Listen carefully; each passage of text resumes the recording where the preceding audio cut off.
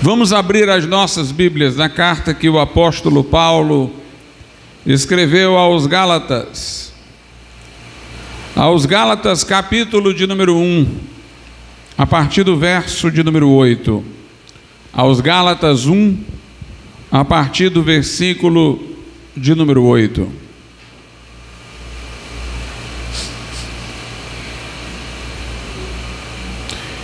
Diz assim a palavra de Deus: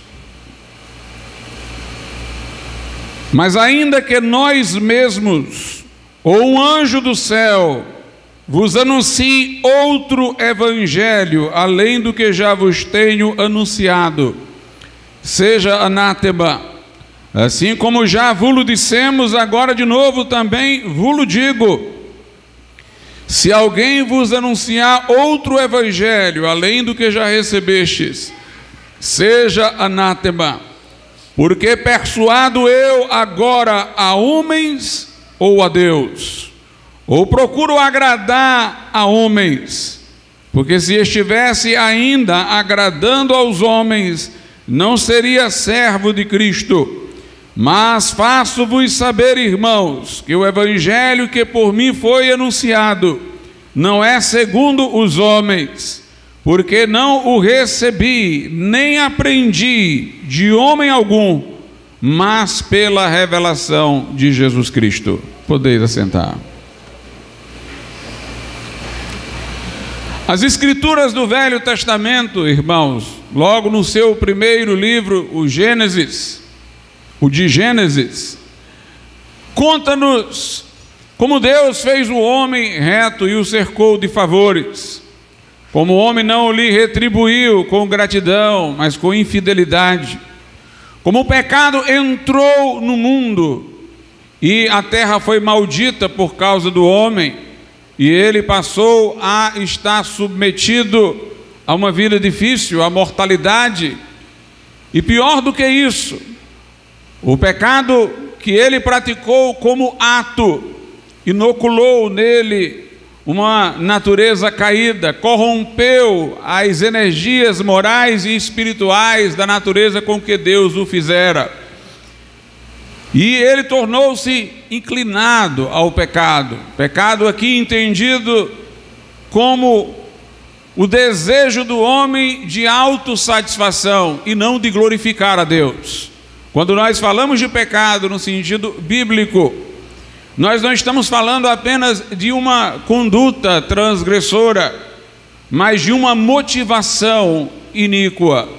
O que queremos dizer é que se o homem exteriormente, do lado de fora, parece estar cumprindo os ditames da lei de Deus, que também estão inscritos em sua consciência, mas ele o faz pelo mal-estar que causa a sua consciência a transgressão, se ele o faz pela reputação que pode obter pela obediência, se ele o faz por qualquer outro motivo que não o de buscar a glória de Deus, diante de Deus ele está em transgressão, embora possa ter reconhecimento dos homens, possa ter reconhecimento até de pessoas que apreciam a elevada moralidade.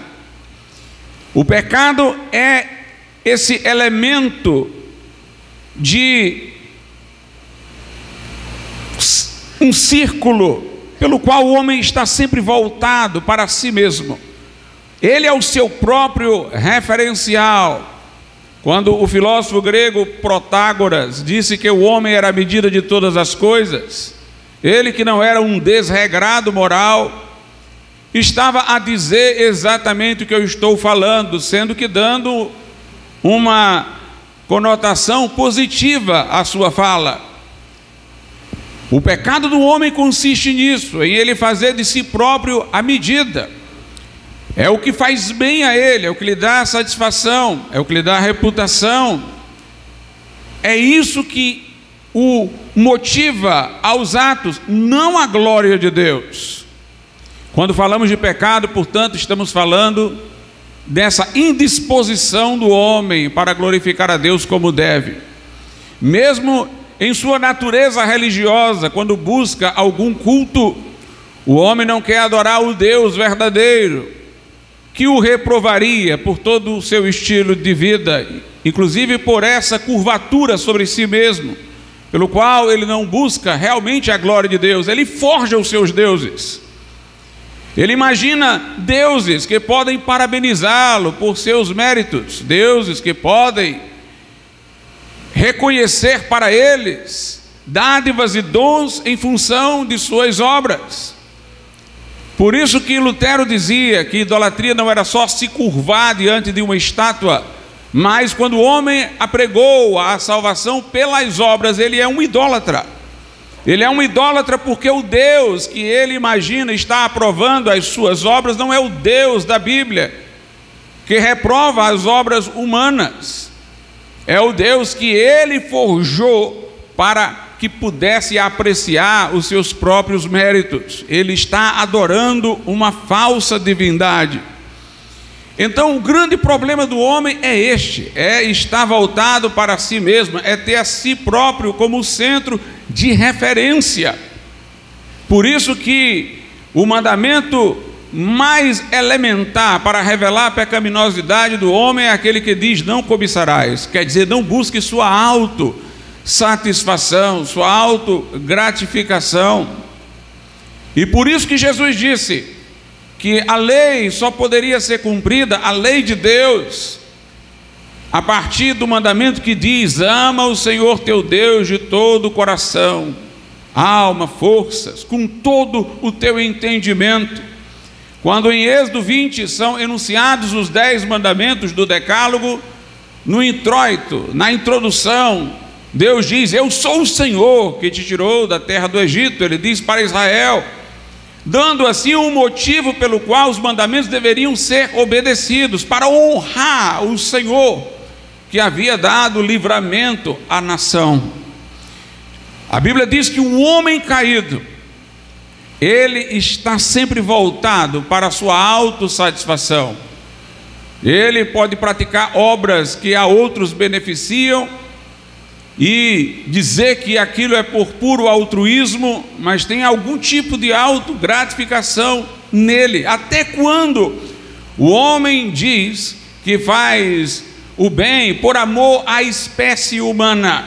Ora, uma vez que ele faz parte da espécie humana, o seu amor à humanidade é um amor que volta-se de novo para si próprio.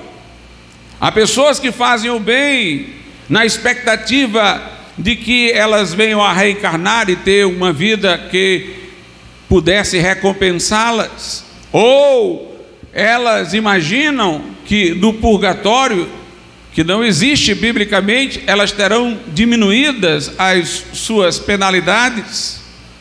Mas a Bíblia ensina-nos, irmãos, que o homem tem este elemento de corrupção que envenena todos os seus atos. O homem caído, o homem natural, o homem como veio ao mundo, ele pode atender a elevados padrões morais, ele pode se curvar à sua consciência, mas ele não está buscando a glória de Deus. Ele é melhor do que aquele que nem a consciência leva em conta, porque a consciência foi nos dada por Deus, faz parte da criação divina. Aquele que tem uma consciência cauterizada, que desonra a consciência por livre escolha, entrou num grau de depravação pior ainda. Mas aquele que, agindo de conformidade com a sua consciência, a tem como única baliza e não a glória de Deus, este não atendeu ao padrão de Deus. É uma pessoa do ponto de vista social de bem, mas continua um pecador, transgressor, culpado, diante do tribunal daquele que sonda os corações e julga retamente. É curioso, irmãos, que os judeus tenham achado que mediante a lei de Moisés, eles poderiam adquirir méritos ou por obras obterem a salvação. É claro que mesmo aqueles fariseus com os quais Jesus disputou, eles achavam que em algum tipo de coisa eles precisavam da graça de Deus. Afinal, os judeus tinham ritos de expiação, sacrifícios de animais. Sim, eles acreditavam que eles não eram absolutamente perfeitos, havia um saldo devedor que necessitava de expiação, mas eles acreditavam que isso era para que eles pudessem apenas ter o que não conseguiram, mas tinham conseguido muito. Eles achavam que a salvação era de alguma maneira por um favor divino até certo ponto, mas com a cooperação decisiva das obras humanas, como se o homem de alguma maneira pudesse ser salvo cooperando com as suas obras. Eu digo que é de admirar isso, irmãos, porque quando nós lemos a Bíblia, nós vemos de maneira impressionante só uma inspiração divina, só aceitá-la como revelação pode justificar isso. Nós vemos de maneira impressionante como os homens mais representativos da história do relacionamento de Deus com os homens foram também pecadores, transgressores. Quando você lê a biografia de um santo católico, você fica impressionado, porque ele é retratado com cores tão irreais, como se aquela pessoa ali não tivesse pecado algum, para que se possa impressionar. As figuras que aparecem é da pessoa com uma auréola em redor de si, como se fosse um sol. É como se ela estivesse com o rosto numa posição contemplativa, em êxtase, quase angelical, quase transcendente. E muitos destes que são reputados como santos nas biografias católicas, quando vamos investigar suas vidas, descobrimos que eles eram favoráveis à Inquisição, que eles instigavam reis a perseguirem o povo de Deus. Nós descobrimos como eles eram rixosos, como eram pessoas, irmãos, cheias de coisas esquisitas, de hábitos esquisitos, como elas destruíam o seu corpo a pretexto de penitência, desonrando o templo do Espírito Santo, e como estavam tomadas de superstições e idolatrias. Mas o retrato que se lhes dá é como se elas fossem pessoas em quem o pecado não chegou perto, exatamente para que as outras pessoas possam tê-las como um referencial de intercessão agora junto a Deus, vê-las como estando no extrato superior e que poderão, por seus rogos, obter favor divino, como se elas tivessem certos privilégios. Deus as ouve se elas pedirem, porque elas estão no nível superior.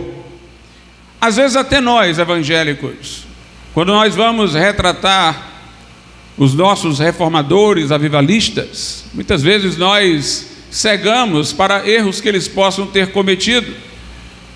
Nada contra isso, desde que estejamos certos de que aqueles homens que fizeram coisas tão maravilhosas também não eram perfeitos diante de Deus, não tinham uma perfeição absoluta. Já nós, por exemplo, não procuramos usar de figuras angelicais sobre esses homens.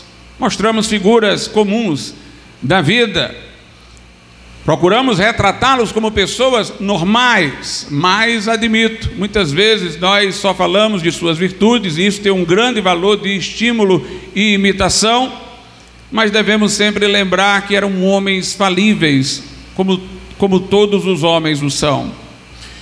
E digo-vos isso, irmãos, que entendo que os judeus não tinham razão para ter feito essa interpretação pela qual, pela lei, poderiam ser salvos, porque se Deus, por um lado, deu a lei ao povo de Israel e disse que, se fosse cumprida por inteiro, maldito que não permanecer em todas as coisas ditas na lei, se ela fosse obedecida por inteiro, o homem por ela viveria.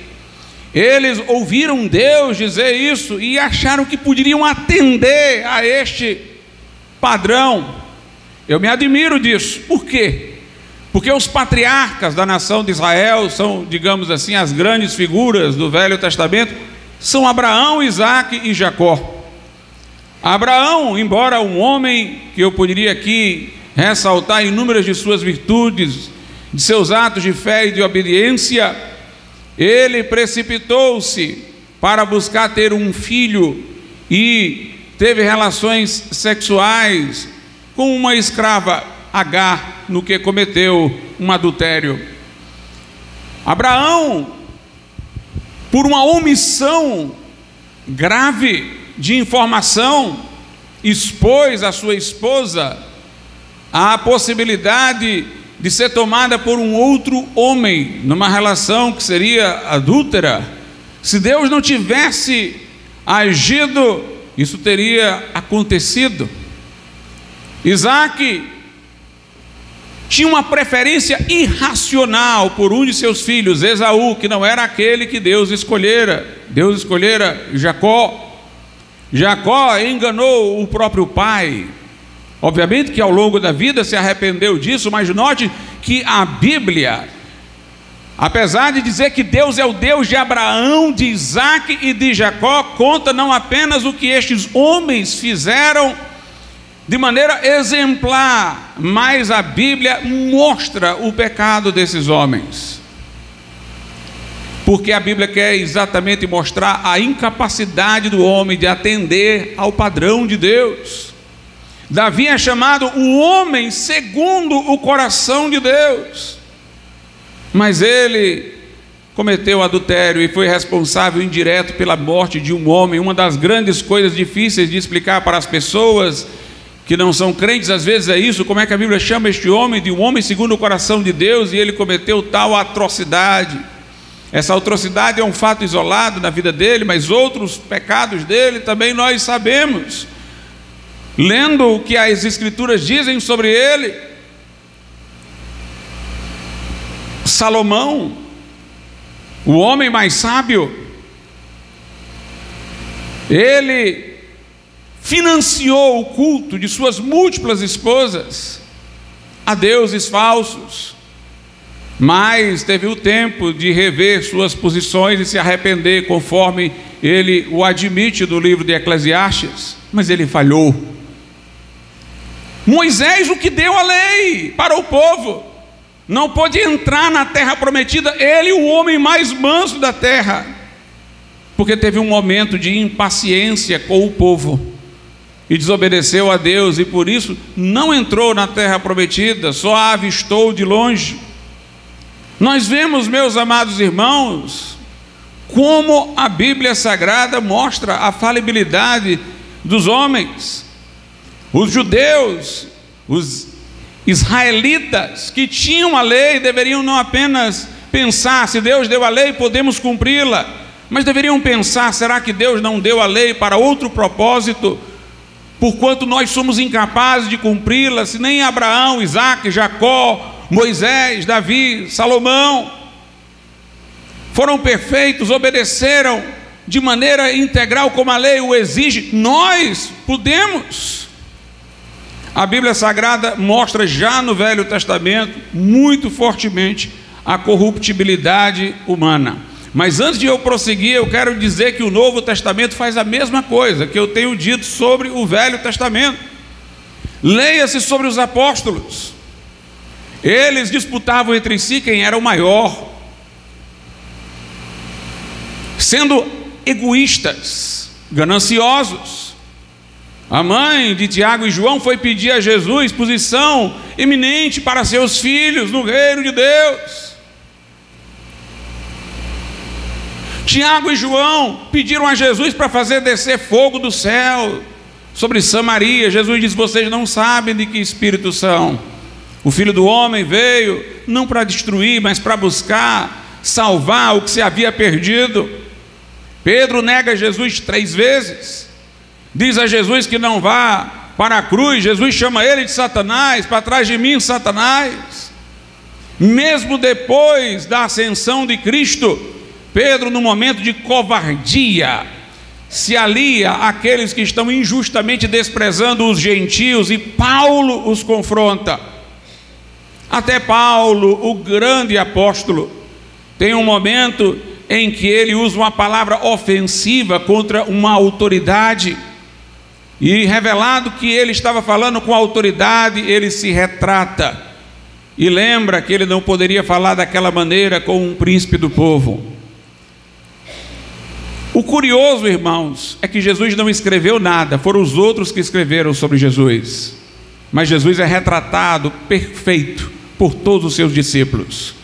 O mais lógico seria que João não quisesse relatar no evangelho dele os erros de Pedro, que os apóstolos não quisessem relatar no evangelho os seus próprios defeitos. O lógico seria que Lucas, companheiro de Paulo, não quisesse falar que Paulo uma vez precipitou-se no falar. Mas eles não poupam ao seu vizinho, ao seu amigo, ao seu companheiro. Eles falam sem o constrangimento das amizades, porque eles estão inspirados por Deus. Mas quando o assunto é Jesus, na sua boca não se achou engano. Judas Iscariotes diz: pequei contra sangue inocente. Pilatos diz: não vejo neste homem crime algum. E Jesus diz aos fariseus e saduceus: quem dentre vós me convence de pecado? Nós o vemos sendo tentado pelo diabo, mas sem pecar. Portanto, este livro que não poupa homem algum, onde escritores fazem referência aos seus mais próximos amigos, desvendando-lhes as fraquezas, Jesus, entretanto, é aquele em quem não se acha mal algum, porque era o Filho de Deus encarnado de fato, aquele que veio para buscar e salvar o que se havia perdido. Quando nós lemos o Velho Testamento, vemos claramente como a Bíblia mostra que o problema do pecado, irmãos, é crônico, porque nós não somos pecadores porque pecamos, nós pecamos porque somos pecadores. O problema não está simplesmente na hora da escolha, o problema está na nossa natureza, antes mesmo da escolha. Lá no livro de Jó, no capítulo de número 14, versículo 4, diz assim: quem do imundo tirará o puro? Ninguém. Quando Adão pecou e transgrediu, corrompeu sua natureza, tornou-se o imundo. Não pode nascer do imundo o puro. Por isso que Jesus, quando veio ao mundo, foi por uma obra sobrenatural do Espírito Santo, para ele não ter vinculação com a natureza adâmica. Mas todos nós chegamos ao mundo por esse caminho. Lá no Salmo 51, Davi diz: eis que eu nasci em iniquidade, e em pecado me concebeu a minha mãe. Lá no livro do profeta Jeremias, no capítulo de número 17, verso 9, a Bíblia diz assim: enganoso é o coração mais do que todas as coisas, e perverso, quem o conhecerá? O coração do homem não apenas é perverso, mas é enganoso. Não apenas leva o homem à transgressão, mas ainda dá para ele o álibi, para ele se desculpar, para ele não se achar transgressor, para ele se auto-homenagear e esconder suas falhas. A Bíblia Sagrada diz em Isaías 64, 6: mas todos somos como o imundo, e todas as nossas justiças, as obras que fazemos exteriormente de acordo com a lei de Deus, como trapos da imundície. Ou seja, por sermos como o imundo, aquilo que nós fazemos como justiça está maculado. É como uma pessoa com as mãos cheias de graxa tentando limpar algo. Ele não limpa, ele suja, porque está nas suas mãos aquela graxa. Assim também, irmãos, nossas obras naturais estão contaminadas, não são agradáveis a Deus. Logo, a lei não foi dada para que o homem pudesse ser salvo por ela. Deus estabeleceu a lei e disse que o que a cumprisse integralmente seria alguém que teria a vida eterna. Mas Deus disse isso sabendo que o homem seria transgressor. Ele deu-a para que o homem pudesse, tentando cumpri-la, ver os seus pecados. Jó era um homem íntegro, mas no final do seu livro nós o vemos dizer: eu me abomino no pó e na cinza. Embora como servo de Deus tivesse diligência em ser obediente e santo aos olhos dos que o rodeavam, era um homem íntegro. No final do livro, ele, interpelado por Deus, enxerga uma miséria que ainda não tinha visto em seu ser e diz: eu me abomino no pó e na cinza. Portanto, a lei foi dada não para a nossa salvação, ela foi dada para diagnosticar o nosso pecado. Ela foi dada porque nós precisamos estar cônscios da gravidade do pecado.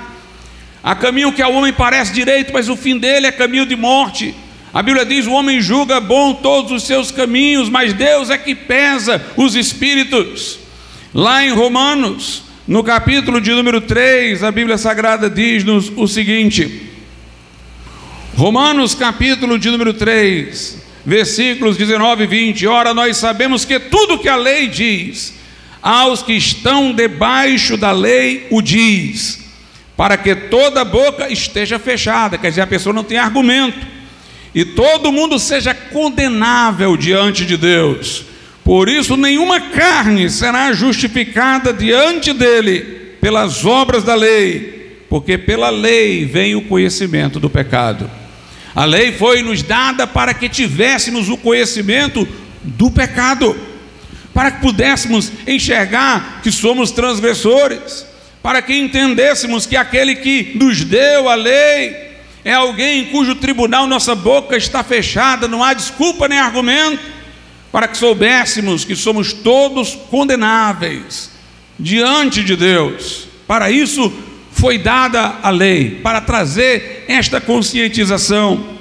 A lei vinha cercada de ameaças, para que os homens pudessem levá-la a sério e saber das consequências de sua transgressão, de seu pecado. É interessante, meus amados irmãos, que não apenas pela lei se queria dar o conhecimento do pecado, mas da gravidade do pecado, da seriedade da desobediência.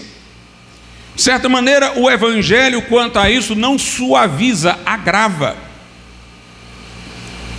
Porque o Evangelho, ao mostrar que o próprio Filho de Deus teve que encarnado, levar nossas culpas e morrer numa cruz, mostra quão sério é o pecado, muito mais até do que a lei. Jesus foi não apenas aquele que mais falou no inferno eterno, na condenação eterna, mas a sua morte testemunha quão grave é o nosso pecado. Quando na cruz ele expiou a nossa culpa, disse: Pai, está consumado. A Bíblia diz que rochas se fenderam, houve um estremecer da terra, o sol escureceu, mostrando que o problema do pecado tem implicações cósmicas, atingindo todo o universo. O Evangelho, portanto, mostra com muito mais força até do que a lei, a seriedade, a gravidade do nosso pecado, as suas graves consequências. Portanto, pregar o Evangelho envolverá dar ciência ao homem do seu grande problema, para que ele possa encontrar no Evangelho a grande resposta. É interessante que haja nos nossos dias, ainda maximamente no catolicismo romano, no espiritismo, quem, conhecendo sobre a vida de Jesus pelos evangelhos, ache que possa ser salvo pelas obras. Quando nós falamos com estes que gostam de falar em salvação pelo mérito humano, vemos que eles gostam de apreciar o Sermão do Monte. Aparentemente o Sermão do Monte é um sermão de virtudes que podem ser alcançadas. Bem-aventurados os limpos de coração, porque verão a Deus. Bem-aventurados os misericordiosos, porque encontrarão misericórdia. Os que têm sede e fome de justiça serão fartos. Geralmente, quando eu falo com alguém que pouco conhece a Bíblia, mas sabe o Sermão do Monte, ele diz: eu gosto muito do Sermão do Monte. E ele se sente um cumpridor do Sermão do Monte. Ele desconhece que na continuidade do Sermão do Monte, Jesus disse: ouvistes que foi dito aos antigos: não adulterarás. Eu, porém, vos digo: quem olhar para uma mulher e desejá-la no seu coração, já adulterou. Ouvistes que foi dito: não matarás. Eu, porém, vos digo: quem se encolerizar contra o seu próximo, já o matou.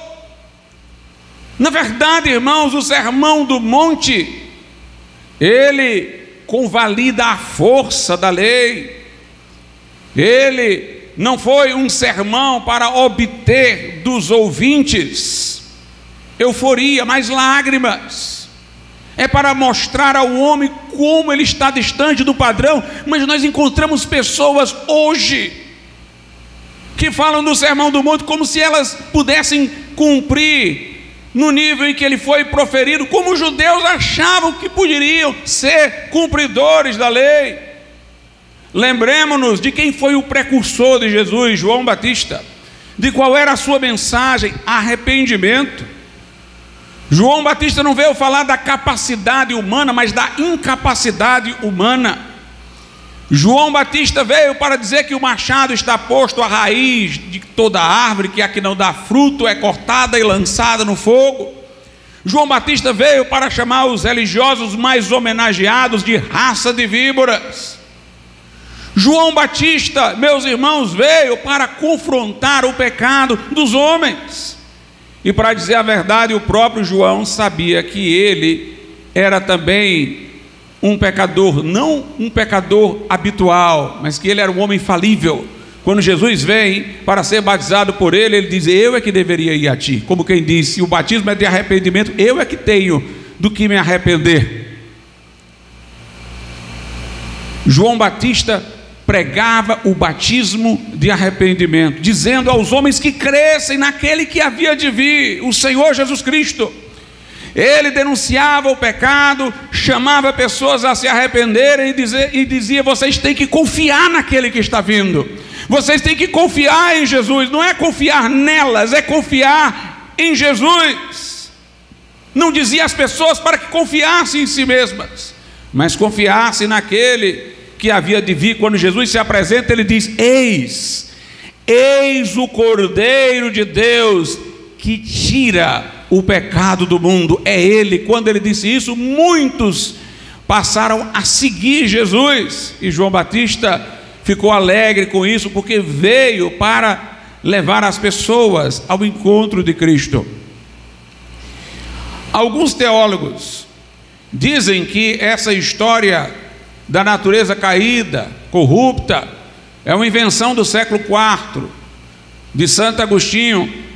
Nós já vimos aqui como ela estava presente no Velho Testamento. Enganoso é o coração do homem, nasci em iniquidade e em pecado me concebeu minha mãe. Eu me abomino do pó e da cinza, do impuro não se pode tirar o puro. Nós vimos isso nas epístolas de Paulo, claramente isso é mostrado. Paulo diz em Romanos 7: eu não conheceria o pecado se a lei não me dissesse, não cobiçarás.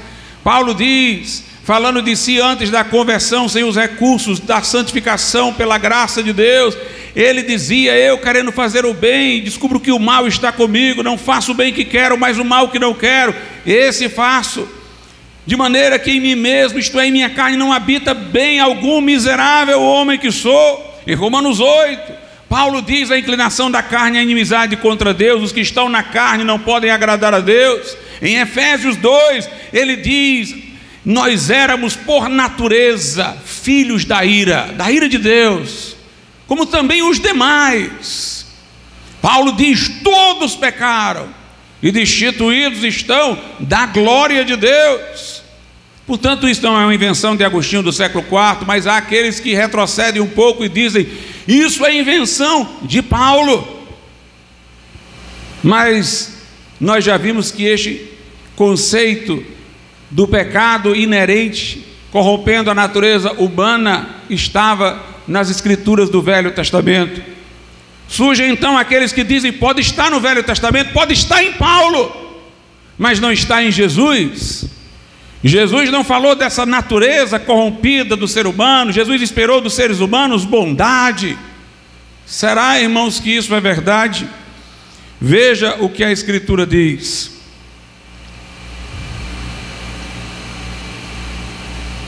Lá em Marcos, capítulo de número 7.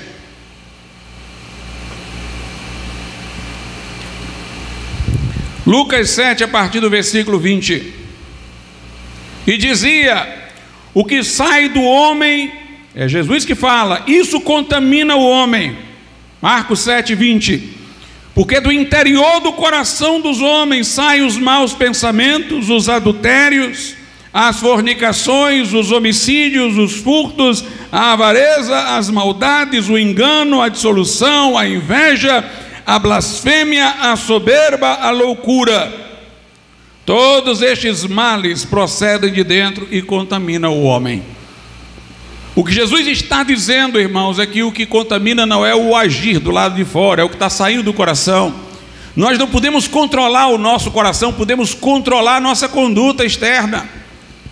Melancton, auxiliar de Lutero, quando falava muito mal do livre-arbítrio, era no sentido de obras. Ele dizia, olha, o homem pode pelo livre-arbítrio conformar externamente a sua conduta, mas ele não pode pelo livre-arbítrio mudar o seu próprio coração. Como diz o profeta, o leopardo não pode tirar suas manchas, e os homens habituados a fazerem o mal não podem fazer o bem. É do coração que procede, portanto, não é da escolha, está lá, é um veneno que sai do íntimo do homem.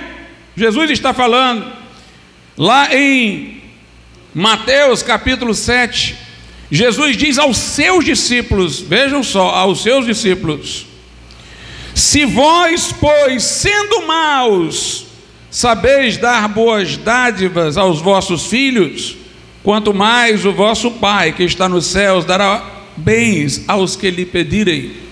Jesus diz, vocês são maus. Se Jesus olhasse para nós que somos crentes, para mim hoje aqui, ele diria que eu sou mau.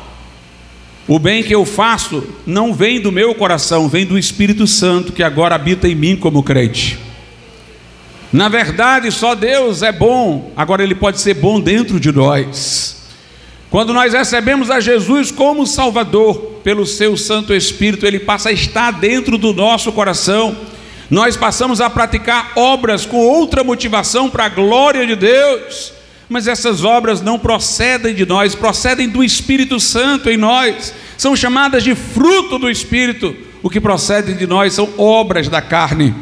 Nós, em nossa própria natureza ainda não redimida, o que só acontecerá plenamente na ressurreição, quando tivermos um corpo glorioso, somos maus, mas somos participantes da natureza divina pelo Espírito Santo. É assim que somos santificados. A santidade que sai do crente não é dele próprio, é de Deus presente na sua vida.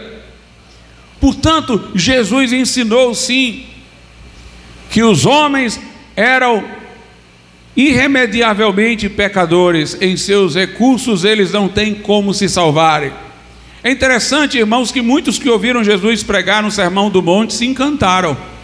Ele passou a ter muitos seguidores ali, muita gente passou a acreditar, o padrão dele é mais elevado do que dos fariseus e saduceus, mas nós podemos atingir este padrão, nós podemos fazer isso. Veja a ideia equivocada, humana, quanto às suas potencialidades para fazer o bem, e Jesus teve que despedir uma multidão de falsos seguidores que não estavam compreendendo a sua mensagem com o sermão de João capítulo 6.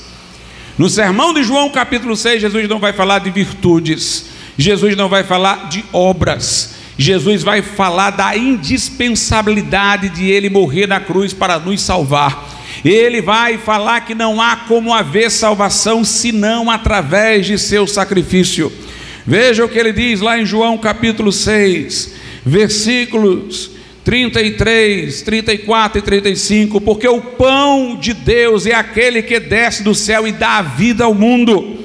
Disseram-lhe, pois, Senhor, dá-nos sempre desse pão. E Jesus lhes disse, eu sou o pão da vida, aquele que vem a mim não terá fome, e quem crê em mim nunca terá sede. Aí, mais adiante no versículo de número 51, ele diz, eu sou o pão vivo que desceu dos céus, se alguém comer deste pão, viverá para sempre, e o pão que eu der é a minha carne, que eu darei pela vida do mundo. No verso 54 ele diz, quem come a minha carne, bebe o meu sangue, tem a vida eterna, e eu ressuscitarei no último dia. Ele está mostrando que não há salvação senão através do seu sacrifício. Alguém diz: pastor, aqui tem alguma alusão à ceia do Senhor? Não, a ceia do Senhor é um símbolo visível, como aqui ele estava tomando linguisticamente, literariamente, uma metáfora. A ceia não havia sido instituída ainda, portanto, se ele estivesse referindo-se a ela, ninguém estaria entendendo, mas ele não desculpa os mal entendedores. Ele está falando aqui que era necessário ele morrer na cruz para nos salvar, e nós tínhamos que nos apropriar do seu sacrifício como alguém que se alimenta dele, e isso através da fé. Fica claro que é através da fé quando lemos, como fizemos, o versículo 35, quando ele diz: eu sou o pão da vida, aquele que vem a mim não terá fome, quem crê em mim nunca terá sede. Ou então quando comparamos o verso 40 com o 54, o 40 diz assim: porquanto a vontade daquele que me enviou é esta, que todo aquele que vê o Filho e crê nele, note, que crê nele tem a vida eterna, e eu ressuscitarei no último dia. Pela fé teremos a vida eterna, ressuscitaremos no último dia. Veja aí o 54, quem come a minha carne e bebe meu sangue tem a vida eterna, e eu ressuscitarei no último dia. Então comer a carne dele, beber o seu sangue, é crer nele, é crer no seu sacrifício. Na verdade, irmãos, eu creio que aqueles que estavam ouvindo Jesus estavam entendendo o que ele queria dizer, mas exatamente porque eram pessoas que podiam pensar que seriam salvas pelas suas obras, eles quiseram ir para um entendimento absurdo. Ou seja, era melhor dizer que Jesus estava pedindo uma loucura do que eles dizerem que eram pecadores que precisavam do sacrifício de Jesus. E eles interpretaram convenientemente a eles que Jesus estava pregando a antropofagia. Este homem é louco, está mandando a gente comer a carne dele, beber o sangue. Mas se você ler o sermão, como fizemos aqui, comparando as partes, você vê claramente que Jesus estava usando uma ilustração para crer nele. Mas crer nele implicaria dizer que eles eram pecadores, que eles não poderiam se salvar. Foram para a interpretação da antropofagia, para dizerem que eles não iam mais seguir Jesus por causa do absurdo que Jesus estava dizendo, e não por causa deles que não queriam se admitir pecadores. Aqui no verso 60, a Bíblia diz: muitos, pois, dos seus discípulos, ouvindo isto, disseram: duro é esse discurso, quem o pode ouvir? Sabendo, pois, Jesus em si mesmo que os seus discípulos murmuravam disto, disse-lhes: isto escandaliza-vos, que seria, pois, se visse subir o Filho do Homem para onde primeiro estava? O Espírito é o que vivifica. Jesus está falando aqui aos discípulos que a linguagem dele era espiritual, não física. O Espírito é o que vivifica, a carne para nada aproveita. As palavras que eu vos disse são Espírito e vida. Jesus está dizendo: eu estou falando em sentido espiritual. É óbvio que eu não estou falando de comer literalmente minha carne, meu sangue. A carne para nada aproveita, é o Espírito que vivifica. Minhas palavras são Espírito e vida. Mas aquelas pessoas lá no íntimo, elas não convergiram para esta interpretação que era correta, que o conjunto do sermão mostrava que era. Elas foram para uma outra, porque elas tinham um mecanismo defensivo, para elas não admitirem que eram pecadoras e que precisavam de um sacrifício para expiar sua culpa. Elas queriam salvação através das obras. Muitos recuaram naquele momento. Uma das coisas que caracteriza, irmãos, um falso profeta é que ele prega errado e atrai muita gente. E às vezes amanhã ele descobre que estava errado, mas ele não recua mais porque não quer perder as multidões. Jesus pregou um sermão bíblico, o Sermão do Monte, foi compreendido pelos homens inadequadamente. E Jesus colocou muitos para correr através de um outro sermão que veio na frente. Jesus não estava atrás de multidões, Jesus estava atrás de salvar pessoas. Só podemos ser salvos através da obra de Jesus na cruz. E é dessa obra que dá notícia o Evangelho. Evangelho significa boa notícia, como eu sempre tenho dito. Ninguém vai enxergar como boa notícia os fatos do Evangelho se não admitir que é um pecador que precisa imprescindivelmente do sacrifício de Cristo para a sua salvação. Lá na primeira carta aos Coríntios, capítulo de número 11, o apóstolo Paulo diz nos capítulo de número 15, 1 Coríntios 15, Paulo diz-nos o seguinte, a partir do verso 1: também vos notifico, irmãos, o evangelho que já vos tenho anunciado, o qual também recebestes e no qual também permaneceis, pelo qual também sois salvos, se o retiverdes tal como vos tenho anunciado, se não é que crestes em vão. Porque primeiramente vos entreguei o que também recebi, que Cristo morreu por nossos pecados segundo as Escrituras, e que foi sepultado, e que ressuscitou ao terceiro dia, segundo as Escrituras.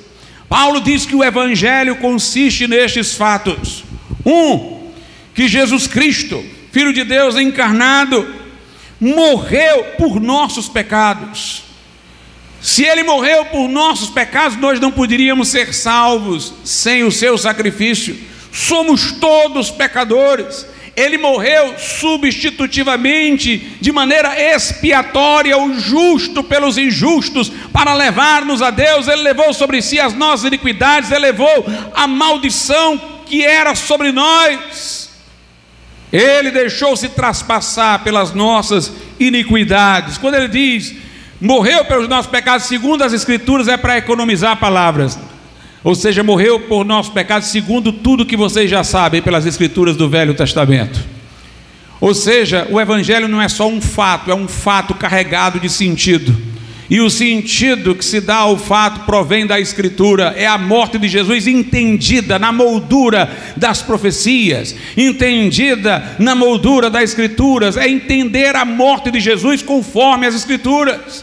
Não entender a morte de Jesus conforme a sua preferência. Ele foi vítima do Império Romano. Ele morreu para dar-nos exemplos. Não é isso que está nas Escrituras. Você tem que entender a morte de Jesus de acordo com as Escrituras. E de acordo com as Escrituras, Deus amou o mundo de tal maneira que deu o seu Filho unigênito, para que todo aquele que nele crê não pereça, mas tenha a vida eterna.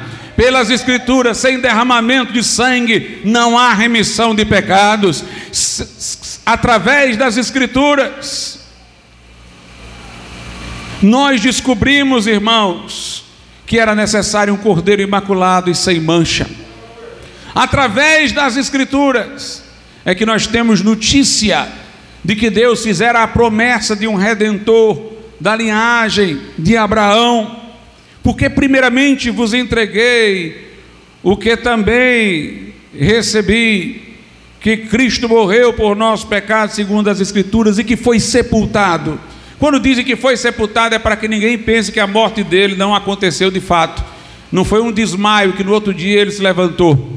Não foi um mal-estar que ele perdeu a consciência e logo se reergueu. Não, ele ficou 3 dias, o corpo dele numa sepultura. Ele morreu de fato e ressuscitou ao terceiro dia, conforme as Escrituras. Entendemos a ressurreição na moldura das Escrituras.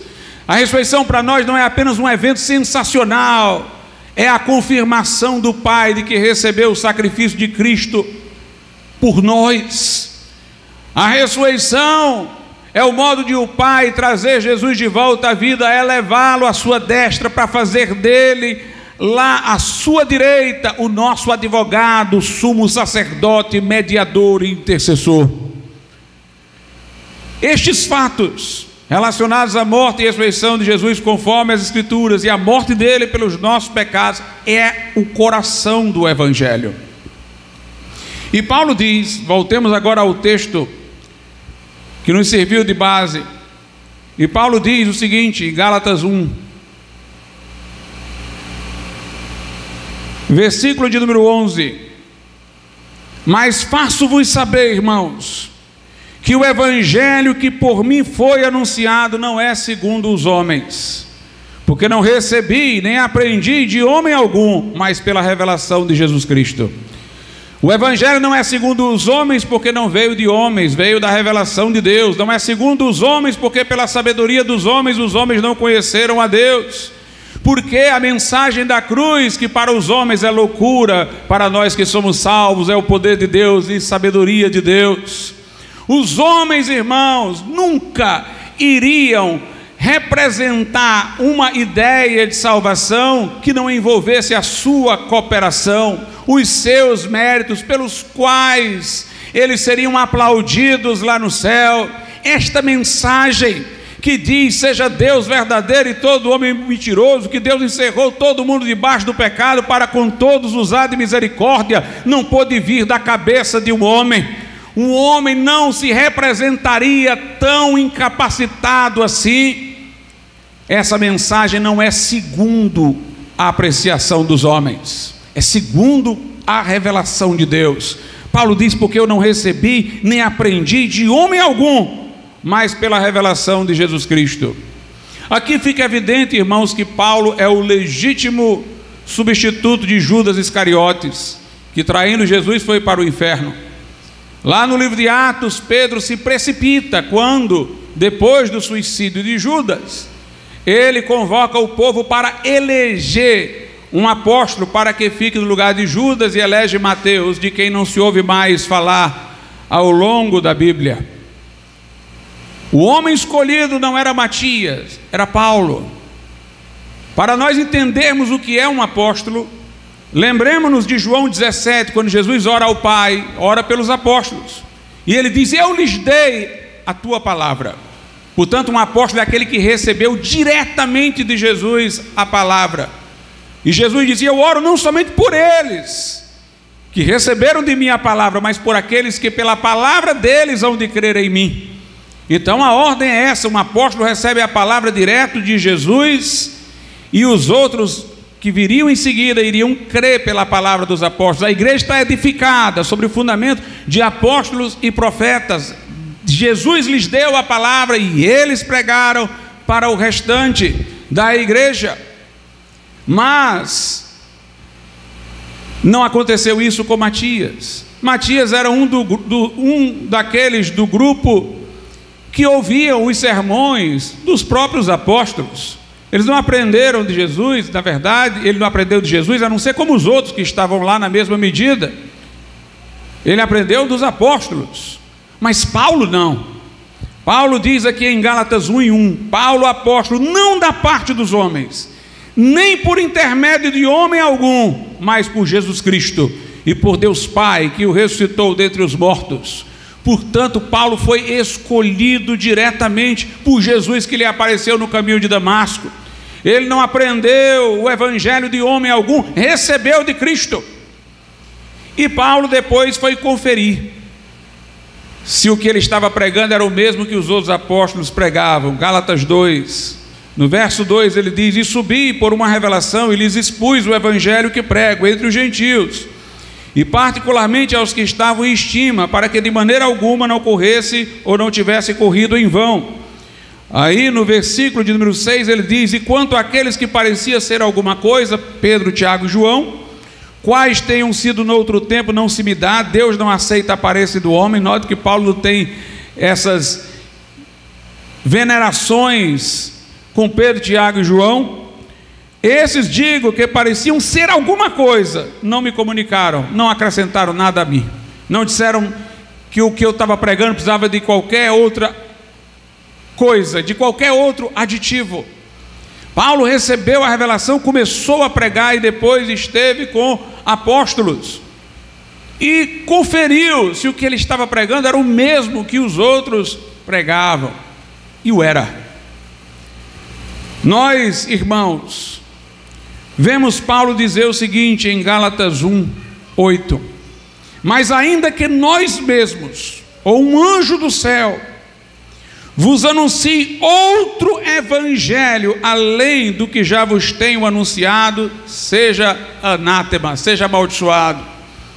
Assim como já vos dissemos, agora de novo também vos digo: se alguém vos anunciar outro evangelho além do que já recebestes, seja anátema. Esse texto é muito importante para nós, irmãos, porque mostra que o evangelho está acima da autoridade apostólica. Hoje nós temos não sei quantos padres aí pela internet dizendo: os protestantes seguem a Bíblia, mas quem deu a Bíblia para eles? Foi a igreja. Quem disse quais eram os livros que eram para estar no Novo Testamento? Foi a igreja católica. Há uma série de coisas inverídicas nessa afirmação, mas eles falam como se a palavra de Deus fosse uma criação da igreja, como se a igreja pudesse ter escolhido outros livros que não o que escolheu como canônicos. Mas Paulo está dizendo que o evangelho está acima dele. Paulo diz: eu não posso mudar o evangelho, ainda que eu mesmo anuncie outro evangelho, não creio. Que eu seja anátema, que esse evangelho seja anátema. Paulo mostra que o evangelho está acima da sua autoridade. Ele diz: ainda que um anjo desça do céu e anuncie outro evangelho além deste, seja anátema. Na verdade, Paulo era apóstolo pelo evangelho que recebeu. Não era o evangelho que ele recebeu que era evangelho porque vinha dele. A antecedência é da palavra de Deus. É da palavra de Deus. Mas é bom que se diga algumas coisas sobre isso. A igreja romana, ela diz que somente lá por volta do final do século III estavam decididos quais eram os livros do Novo Testamento. Quando nós lemos a Bíblia, nós percebemos que os evangelhos, na época mesmo em que foram escritos, já eram reconhecidos como palavra de Deus. Na carta a Timóteo, Paulo cita um trecho do evangelho, que está nos evangelhos sinóticos. Os evangelhos, portanto, foram logo reconhecidos pela igreja como parte do Novo Testamento.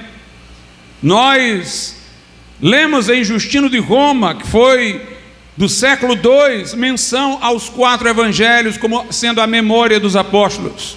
Irineu faz alusão específica no século II aos 4 evangelhos.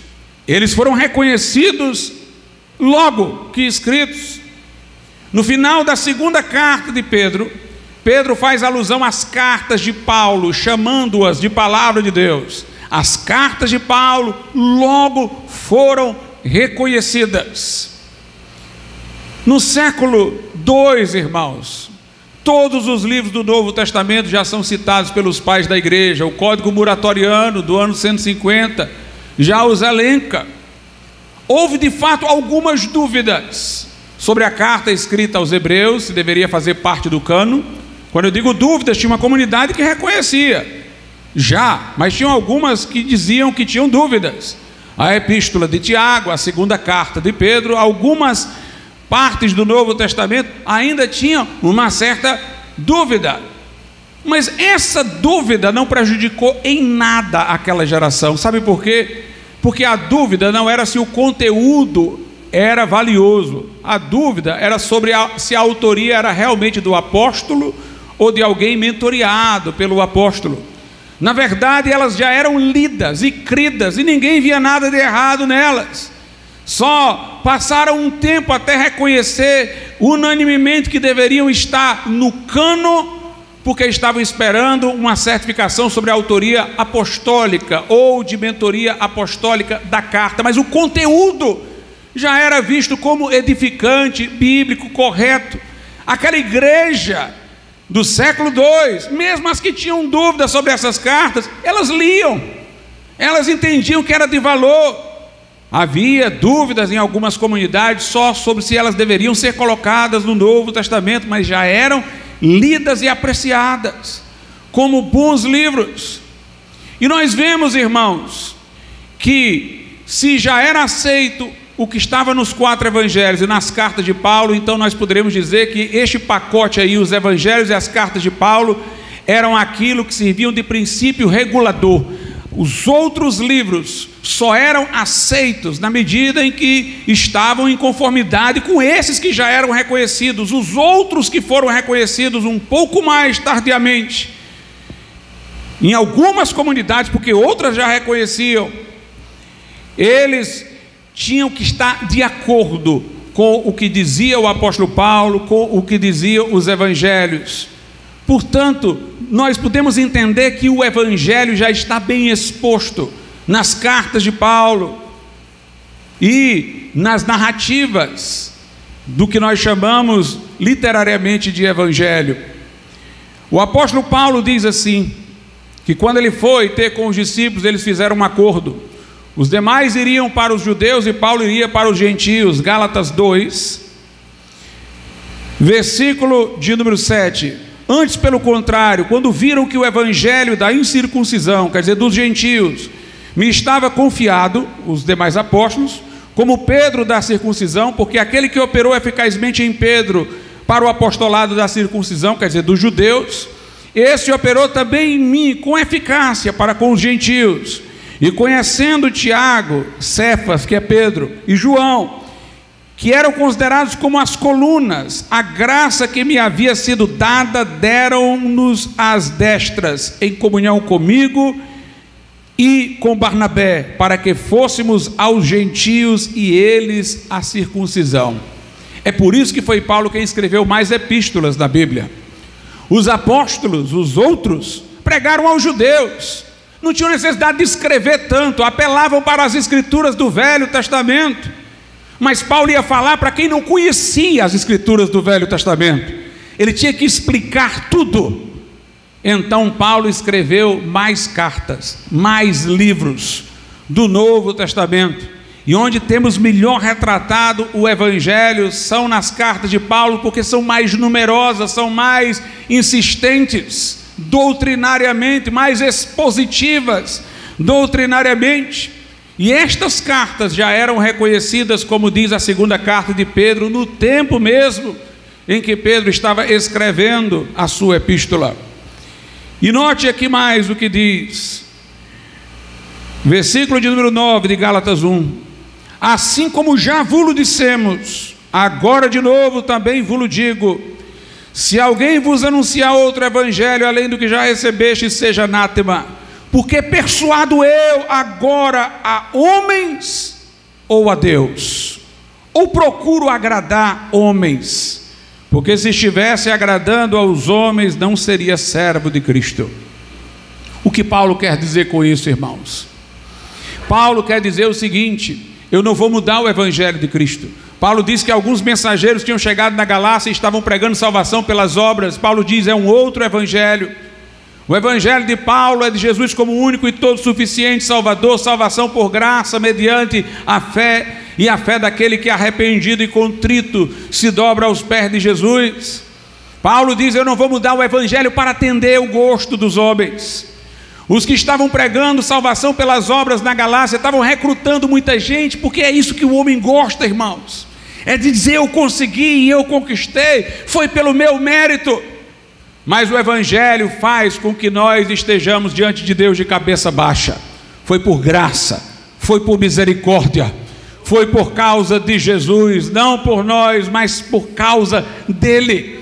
Paulo diz, eu não persuado a Deus, para que Deus aceite o evangelho como os homens gostariam. Paulo diz, eu persuado aos homens. Eu persuado aos homens é que se arrependam. São os homens que são pecadores. Deus não tem que mudar nada no seu evangelho, são os homens que tem que mudar. Paulo disse, se eu estivesse para agradar homens, eu não seria servo de Cristo. O verdadeiro evangelho não é segundo os homens, não é o querer dos homens, não é a expectativa dos homens. Este evangelho proclama que o homem é pecador, denuncia que o homem não tem como salvar-se, e aponta em uma única direção, Cristo e este crucificado. Não há outro convite salvador que não aquele de Jesus, vinde a mim os cansados e sobrecarregados, e eu vos aliviarei, que aparece em outras versões, quem tem sede vem a mim e beba, quem crê em mim, como diz a escritura, do seu interior fluirão rios de água viva. Mas uma coisa interessante, irmãos, ainda em Paulo, é que ele diz que o evangelho está acima dele, ainda que eu anuncie outro, seja anátema. Ele diz, esse evangelho não é segundo os homens. Ele foi conferir com os outros discípulos para ver se o evangelho que ele pregava era o mesmo que Jesus deu aos outros, no que constatou a confirmação. Mas Paulo chama o evangelho em muitas passagens de meu evangelho. Vamos entender por quê.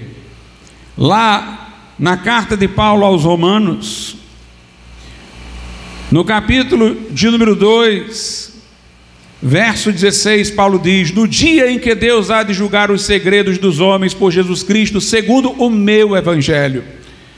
Lá em Romanos, no capítulo de número 16, Paulo diz o seguinte, a partir do verso 25: ora, aquele que é poderoso para vos confirmar segundo o meu evangelho e a pregação de Jesus Cristo, conforme a revelação do mistério que esteve desde os tempos eternos oculto, mas que se manifestou agora e se notificou pelas escrituras dos profetas, segundo o mandamento do Deus eterno, a todas as nações para a obediência da fé, ao Deus único, sábio, seja glória por Jesus Cristo para todos sempre, amém. Porque ele fala meu evangelho? Eu poderia citar mais uma passagem ainda. Se o evangelho não veio dele, se ele não poderia modificar o evangelho, se o evangelho não é segundo os homens, e ele também é homem, se o evangelho que ele pregava em nada se diferenciava do evangelho pregado pelos outros discípulos, por que ele fala meu evangelho? Porque o evangelho o salvou. Não basta conhecer o evangelho, é preciso que esse evangelho seja o seu evangelho. Paulo diz em Romanos 1, o evangelho é o poder de Deus para a salvação de todo aquele que crê. Da mesma forma, Paulo sabia que Jesus não morreu só por ele, morreu por todos os homens, veio para salvar os pecadores. Mas Paulo enxergava personalizadamente o evangelho quando ele disse em Gálatas 2:20: e essa vida que eu agora vivo na carne, vivo-a pela fé no Filho de Deus, que me amou e a si mesmo se entregou por mim. Ou seja, ele se apropriava do amor de Cristo diretamente para ele, ele se apropriava do sacrifício de Cristo diretamente para ele, ele entendeu que Jesus o amou, Jesus morreu por ele, ele creu no evangelho para salvar a vida dele. Foi Lutero que uma vez disse: você será salvo quando você lê o que a Bíblia diz sobre os pecadores, pensando só em você. Quando você ouvir as promessas do evangelho como se elas fossem destinadas só a você, e quando você crê em Jesus para salvar exatamente a sua vida. As pessoas, irmãos, não gostam de personalizar a fé, porque elas não querem ter o compromisso com Deus. Saia para evangelizar, diga assim para uma pessoa: Jesus te ama. Ela diz: ama todos nós. Ela não quer o peso da responsabilidade. Ele ama a mim, eu tenho que dar uma resposta a isso. Jesus te abençoe, abençoe a todos nós. Assim como há pessoas que, se você falar em Deus, não as incomoda, se você falar em Jesus, as incomoda, porque Jesus é o Deus que se revelou e veio morrer na cruz por ela, requer dela uma resposta a Ele. Se Jesus, se só você tivesse morrido na cruz, Jesus teria, se só você tivesse pecado, Jesus teria vindo morrer naquela cruz por você. Ele não veio por uma multidão, por uma massa, ele veio por pessoas. Ele conhece as suas ovelhas pelo nome, ele veio morrer por indivíduos, por pessoas. Se você reconhecer isso, se o evangelho se tornar o seu evangelho, aí você será salvo. Alguns dizem: Jesus é um caminho, estão muito distante. Outros dizem: Jesus é o caminho, melhorou. É quando ela disser: Jesus é o meu caminho, que aí ela terá encontrado salvação. Invoque-o, chame-o para a sua vida, deixe ele entrar no seu coração. Vamos ficar de pé.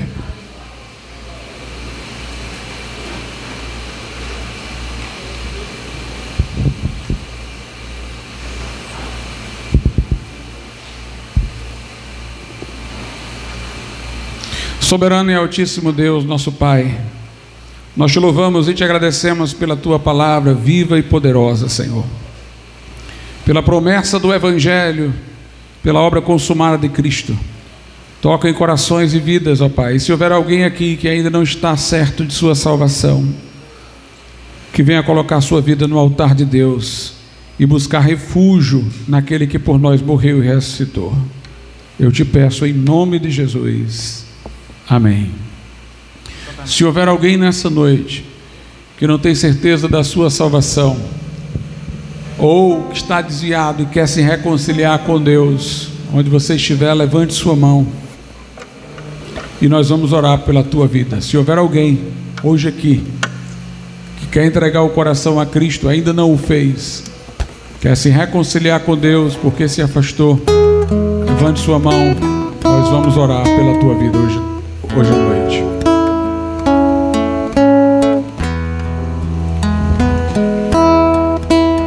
Amém. Eu quero aproveitar, irmãos, para dar alguns avisos.